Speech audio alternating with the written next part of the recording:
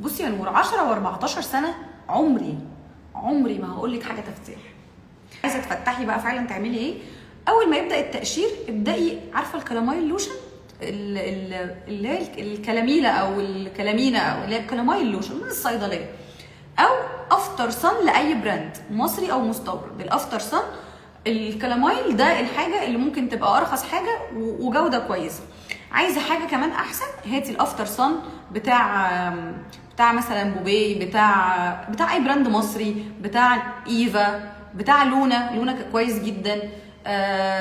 حد عايز يجيب برضو حاجه افتر صن نيفيا، حاجه مستورده، تمام.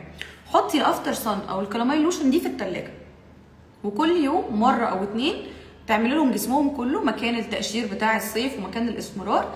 جسمهم هيهدى، التقشير مش هيتعبهم ومش هتحسي ان في اريتيشن او في ان حكه او في اي حاجه